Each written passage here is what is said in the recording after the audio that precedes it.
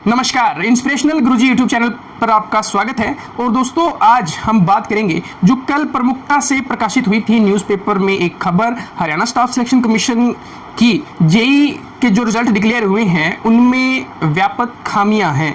कुछ खामियां उजागर हुई है जो कैंडिडेट्स अपने व्यक्तिगत आधार पर उन खामियों को उजागर कर रहे हैं, और उसी के रिगार्डिंग एक केस हुआ है ईएसएम और डीएसएम कोटे के दुरुपयोग के बारे में, जैसा कि उस केस की मिनट्स भी हमें बता रही है, जैसा कोर्ट में केस रखा गया है।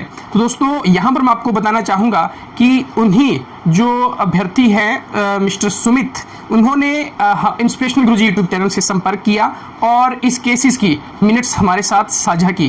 लेकिन उससे पहले मैं आपको बताना चाहूँगा कि वो जो केस है वो आखिर क्यों हुआ और क्या ऐसी नौबत आन खड़ी हुई कि अभ्यर्थियों को कोर्ट का सहारा लेना पड़ा, और स्पेशली डीएसएम और ईएसएम कोटे के रिगार्डिंग।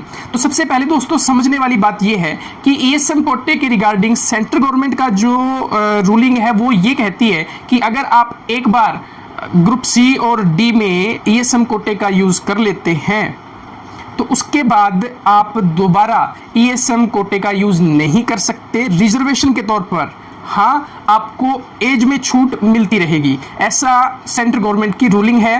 बी और ए के लिए क्या है उसकी मैं आप यहाँ बात नहीं कर रहा, हो सकता है मुझे अभी ज्ञान उसके बारे में उतना नहीं है, लेकिन सी और डी के बारे में स्पष्ट ऐसा लिखा गया है। अब हरियाणा गवर्नमेंट की रूलिंग क्या कहती है इसके बारे में दो तीन मत हैं कि अगर आप एक बार आपने ईएसएम का कोटा यूज़ किया तो अगर आप दोबारा से किसी वैकेंसी में जाते हैं, वो पोस्ट छोड़ते हैं और वो दूसरी पोस्ट में जाते हैं, तो आप एलिजिबल होते हैं ईएसएम कोटे के लिए। इस प्रकार के तथाकथित मत हैं जो काफ़ी बार हमें ईएसएम के द्वारा भी सुनने को मिले, लेकिन एक जिसे कहते हैं कि यूनिवर्सल यूनोनिमस एक प्रकार की रूलिंग अभी तक सामने नहीं आई है। लेकिन मिस्टर सुमित दलाल ने यहाँ पर मेरे साथ एक लेटर शेयर किया जो आप स्क्रीन पर देख पा रहे हैं, और ये स्क्रीन पर सेक्रेटरी राज्य सैनिक बोर्ड हरियाणा को लिखा गया है, और सेक्रेटरी ने लिखा था, और इसमें इस रूलिंग को स्पष्टता से लिखा गया है। अगर मैं डीएसएम की बात करूं और इसमें आप आई नंबर जो इसका भाग पढ़ पा रहे हैं, तो इसमें स्पष्ट लिखा गया है कि अगर आप डीएसएम कोटे में हैं और आपने अगर ठेके पर, आपने कॉन्ट्रैक्ट बेस पर, आपने एड हुक बेस पर कहीं भी एक बार डीएसएम कोटे का इस्तेमाल कर लिया हरियाणा सरकार की नौकरी में, तो आप उसके बाद में डीएसएम के लिए हकदार नहीं रहते हैं। ये स्पेशली डीएसएम के लिए मेंशन है। तो इसी को आधार बनकर मिस्टर सुमित जी को कोर्ट का रुख करना पड़ा। हुआ ऐसा है कि उनकी नज़र में दर्जनों ऐसे कैंडिडेट हैं जिन्होंने जेई में इस कोटे का मिसयूज़ किया है। जी हाँ, बिल्कुल सही सुन रहे हैं। उनका कहना है कि ईएसएम पहले ठेके पर लगे हुए थे या कॉन्ट्रैक्ट बेस पर सेम डिपार्टमेंट में थे, यानी कि इरिगेशन डिपार्टमेंट में एचएसएससी में जॉब कर रहे थे जेई की पोस्ट पर। अब जब नियमित भर्ती हुई तो वही कैंडिडेट फाइनली सिलेक्ट हो गए, हालांकि उनकी मेहनत रही होगी, वो फाइनली सिलेक्ट हो गए और अब उनको फिर से इरिगेशन डिपार्टमेंट रिजर्वेशन के आधार पर मिल गया है। तो इस पर कहीं ना कहीं उनको अंदेशा लग रहा है कि ये गलत हो रहा है, एज पर रूलिंग गलत हो रहा है। तो ये सब बातें तो वो कोर्ट में प्रूफ करेंगे, और जैसा उस चीज़ के मिनट्स आते रहेंगे मैं इस केस की हर एक डिटेल आप सबके सामने लिखकर आता रहूँगा।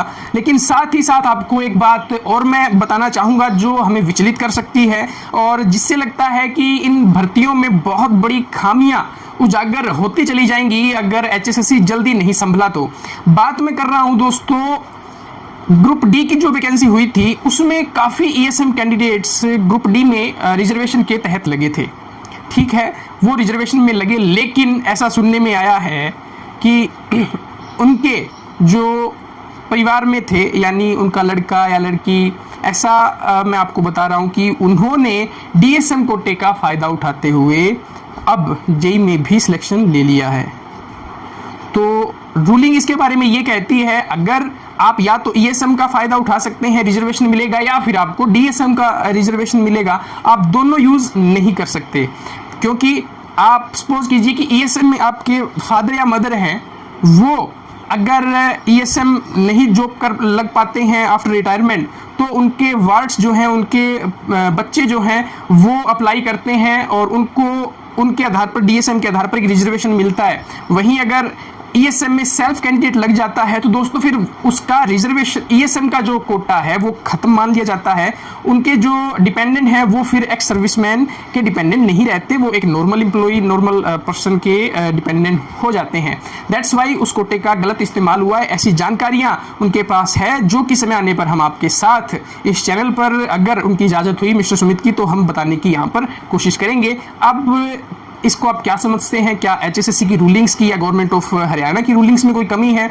जिस प्रकार के बेनिफिट्स हैं वो एवरी टाइम ईच टाइम उठा लिए जाते हैं, क्योंकि सेंट्रल गवर्नमेंट में की जो रूलिंग है वो यही है कि आप एक बार अगर आप ईएसएम कोटे के अंडर या डीएसएम कोटे के अंडर जॉब ली है तो आप फिर से दोबारा उसी रिजर्वेशन के लिए हकदार नहीं रहेंगे। तो इसको दुरुस्त करना चाहिए। अगर हरियाणा गवर्नमेंट में कुछ लूप होल्स हैं तो हरियाणा गवर्नमेंट को इसको दुरुस्त करना चाहिए। और साथ ही साथ अगर इस प्रकार की कुछ कमियां है, इसको क्या हमें कमी कहनी चाहिए या फिर किसी तरह का भ्रष्टाचार या घोटाला कहना चाहिए जो जानबूझकर इन लूप होल्स का फ़ायदा उठाया जा रहा है? तो क्या होगा इस केस का? आखिर क्या इसका नतीजा आता है, या फिर औरों की तरह ये केस भी काफ़ी लंबा चलेगा और अभ्यर्थियों को जो इस प्रकार की कैटेगरी में आ रहे हैं, इस केस के दायरे में आ रहे हैं, उनके लिए आने वाले दिन थोड़े परेशानी के हो सकते हैं, या फिर जिन्होंने केस कर रखा है उनके लिए जो समय है वो थोड़ा मुश्किल हो सकता है। इन सब चीज़ों की पड़ताल करेंगे हम अपनी अगली वीडियोज़ में। तब तक आप एचएसएससी और जॉब से जुड़ी किसी भी अपडेट के लिए और इस तरह की लेटेस्ट इन्फॉर्मेशन के लिए चैनल को सब्सक्राइब करना, बेल आइकन प्रेस करना ना भूलें। आप सभी का दिन शुभ हो।